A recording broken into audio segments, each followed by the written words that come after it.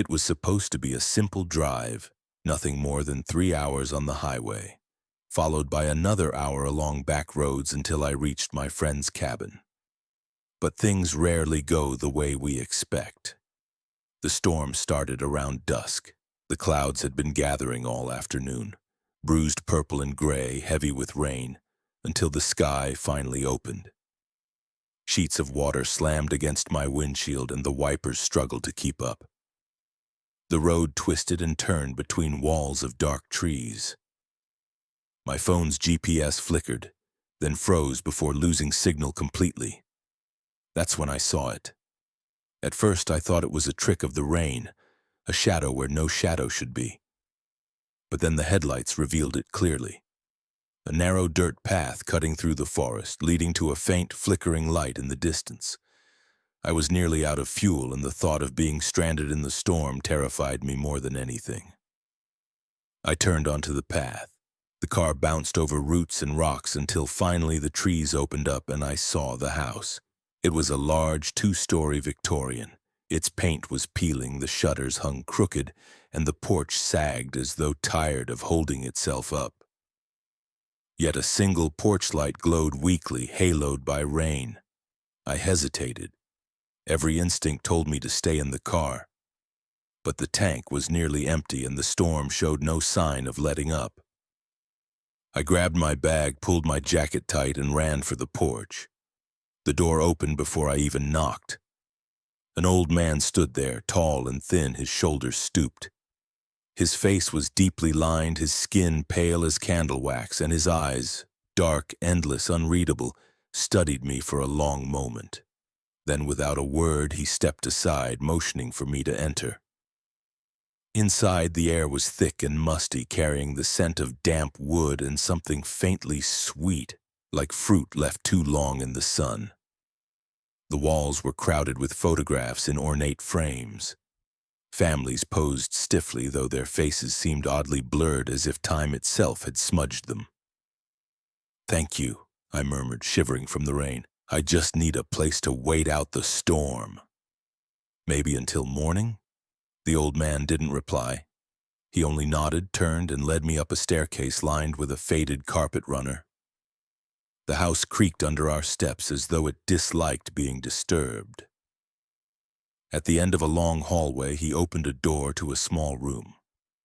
A bed stood neatly made, though the sheets felt damp when I touched them. A single lamp glowed on the nightstand, buzzing faintly. The old man lingered in the doorway. When he finally spoke, his voice was rough, barely more than a whisper. "Don't look out the window after midnight." Before I could respond, he shut the door, leaving me alone. I laughed nervously. It sounded like something out of a bad horror movie. But the words stuck in my mind, and for reasons I couldn't explain, my skin prickled with unease. I tried to sleep, but the storm raged outside, and the sound of the rain against the roof was relentless. I turned on my side, staring at the curtain that covered the window. Midnight felt very far away. Yet I knew deep in my gut that when it arrived, I would not be ready for what came with it. I must have drifted into a shallow, uneasy sleep, because when my eyes snapped open again, the room was silent. The storm had stopped. No rain, no wind. The sudden absence of noise was almost worse than the storm itself. I glanced at my phone, but of course there was no signal. The screen read 12:03 a.m. My heart sank. Midnight had come and gone. That was when I heard it. At first it was faint, like the brush of fingertips against glass. A soft, deliberate scratching. It came from the window. The old man's warning echoed in my mind. Don't look out the window after midnight. I told myself it was just a tree branch swaying in the wind, except there was no wind. The air was still, too still. Every instinct told me to stay in bed, pull the blanket over my head, and wait for morning. But curiosity gnawed at me. Slowly I slid out from under the covers and crept toward the curtain. My hand trembled as I reached for the fabric. The scratching stopped. For a moment there was only silence. Then as I gripped the curtain tighter, I heard something else. Whispers. Faint, broken, overlapping voices. They weren't coming from the hallway, they were outside the window. "Come out," one voice hissed. "We're waiting," another murmured. Dozens of whispers layered on top of each other, calling, coaxing, begging. My stomach turned cold. I yanked the curtain aside. At first I saw nothing but blackness. Then my eyes adjusted and I realized the yard was filled with figures. They stood motionless among the trees, pale as bone, tall and thin. Their heads tilted slightly, their arms hanging unnaturally long at their sides. Their eyes glowed faintly white like dying embers, and every single one of them was staring up at my window. I stumbled back, my knees hitting the bed frame. My breath came out ragged, shallow. When I blinked, the figures were gone. The yard was empty. I told myself I imagined it, that the storm and exhaustion had played tricks on me. I forced myself back into bed, heart racing, whispering over and over, "It's not real. It's not real." The lamp on the nightstand flickered once, twice, then went dark. I froze. The room was swallowed by shadows, and then the scratching returned. Not from the window this time, from the closet. The door rattled softly as if something inside was testing the handle. My throat went dry. The knob twisted, then stopped. A pause. Then it twisted again, harder. I backed against the wall, clutching the blanket like it could protect me. The door shuddered violently as though something inside was desperate to get out. Then, silence. I didn't move, I didn't breathe. For a long moment I thought it was over. But then I heard it. A whisper, so close it felt like it came from just behind the closet door. It said my name. I couldn't move. My name had never sounded so wrong, so unnatural, dripping from a mouth I couldn't see. The closet door was still, but I knew something was in there, waiting, breathing, listening. I gathered what courage I had and lunged for my bag. My only thought was to get out. I flung the door open and bolted into the hallway. The house had changed. The wallpaper I'd seen earlier was gone, stripped down to cracked plaster. The carpet runner that had lined the stairs was rotted, eaten away by mildew. The air was heavy, damp, and smelled of decay.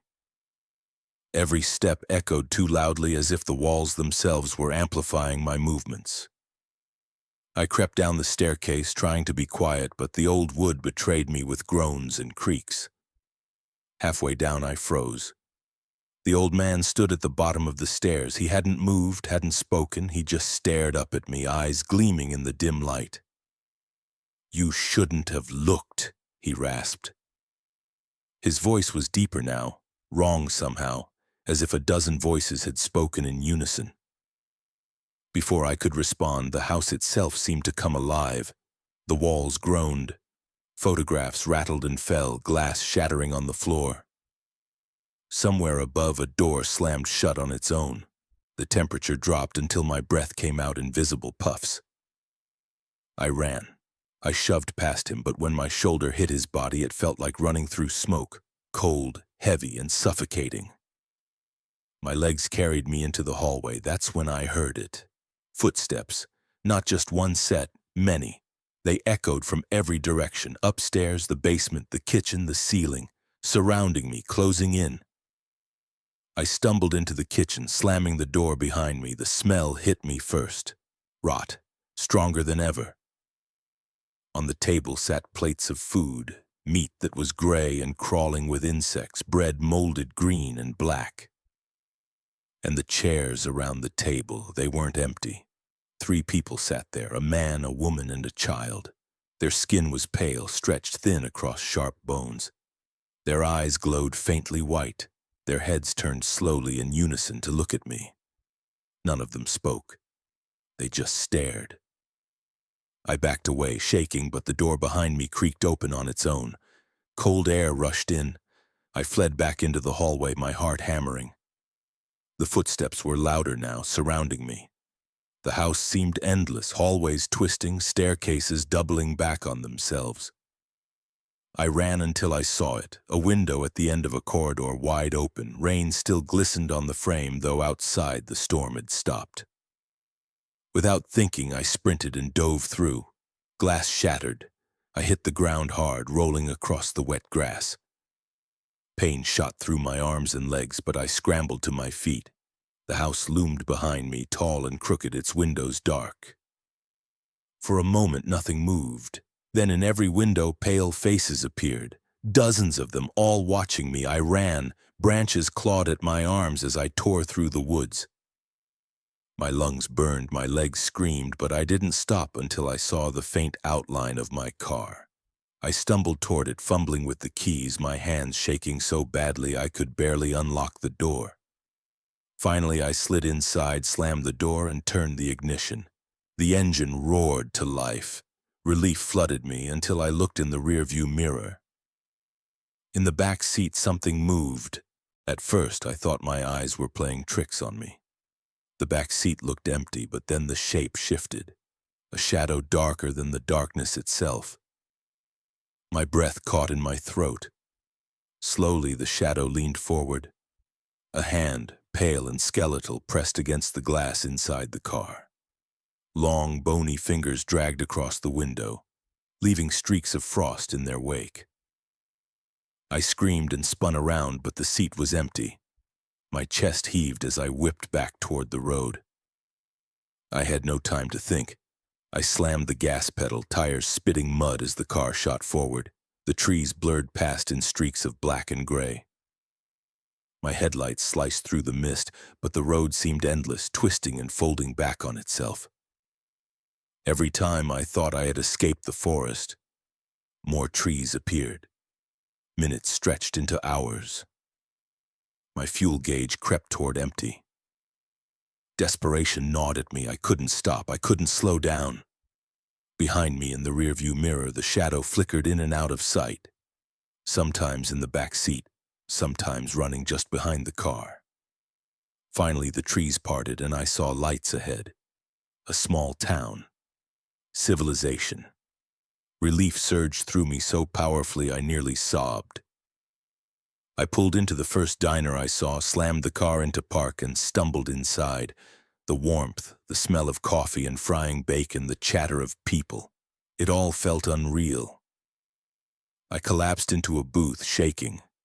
The waitress, a woman in her 50s with kind eyes, approached. "Rough night?" she asked gently.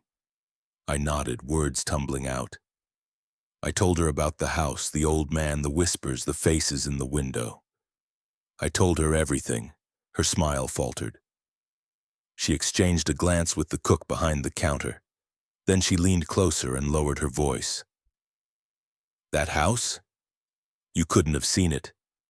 "Why not?" I demanded. "Well, because it burned down 50 years ago. Nothing's there but an empty field." My stomach dropped. I shook my head. "No, I was there. I stayed the night. I saw—" She cut me off with a firm shake of her head. "Whatever you saw, it wasn't real." I wanted to argue, but exhaustion crushed me. I stayed silent, finished my coffee with trembling hands, and left. At the motel that night, I unpacked my bag, desperate to put the nightmare behind me. That's when I found it. A photograph. Old black and white, edges curled with age. It showed me, standing at the upstairs window of that house, and behind me dozens of pale figures, all smiling. I dropped the photo, heart slamming against my ribs. When I bent to pick it up, something cold brushed my shoulder. I spun around. The motel room was empty, but faintly, just outside the window, I heard it. Whispers, calling my name.